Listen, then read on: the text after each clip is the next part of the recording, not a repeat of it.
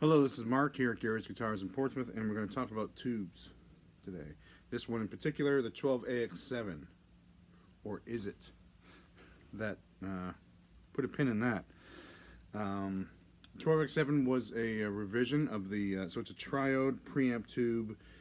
It's high gain, long life. If you look at it, it replaces 6SL7. If you look at it, it's bilaterally symmetrical, meaning just like me and you, two halves are identical on either side. That's because there's two tubes in one. That makes it very useful indeed. And then, being that it's a longer life, lower noise tube than the 6L7 SL7, it was the choice of amp makers, microphone makers. As you might recall, the earliest Fenders have 6SL7s, and they switched to the 12X7. There's no going back. So, very handy tube, still widely used today. This here, in this box, is an ECC83, which is also a 12AX7.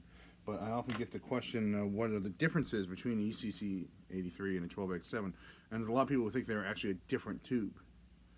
They're not really. Let's talk about why. Every tube, and we'll talk about this in reference to the 12X7, every tube has 4 names. That's insane. But it just worked out that way. There was the number that, whatever, RCA or GE or someone thought up a naming scheme where they would have the plate voltage and the letter code and then so that's the 12AX7. Then there was a military code. For the 12X7, the military number is 7025. Military spec was just a little better in the quality control department, and sometimes a little better in the output quality. A lot of people really liked the JAN tubes, probably because of that kind of like idea, the quality improvement, just better, slightly better specs, but just talking about 5 or 10%. JAN is Joint Army Navy. It meant that it was the JAN number is the 4-number code, and so the U.S. military assigned another name, and then you'll have a European name. That's the ECC83. So the Europeans made the same tube and gave it a different name. Now these days, so Marshalls had ECC83s and Fenders had 12AX7s. Oops, the phone's ringing. Let me get that. That was Yelp on the phone. Anyone still use Yelp? Yelp is for angry people. So back to this. We had the European. I was just talking about the European number. The European tube was just made in a different factory by different people, so it was slightly different. 10% one way or the other characteristics. Some people like them, some people don't. But you can put a 12AX7 in a Marshall, and you can put an ECC83 in a Fender.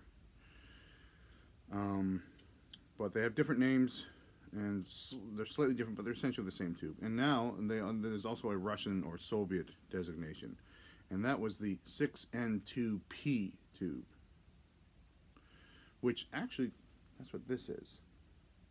So the Sovteks are the Russian tube. The 6N2P tube had 2 pins that were different. You can't just plug them in to the same socket, they won't work. But you swap 2 pins in the architecture inside, and they're kind of a better version of a 12AX7 in some ways, at least gain-wise. So that's why we have, from our friends at Electro Harmonics, things like 12AX7 WA, WXT. They had all those high gain designations because they were using the 6N2P tube and turning it into a 12X7. It had higher gain characteristics. So that Sovtek tube to this day is that. That's why the Sovtek tube, the WA tubes, are different than the older American ones or the older European ones. It's a third kind of 12AX7.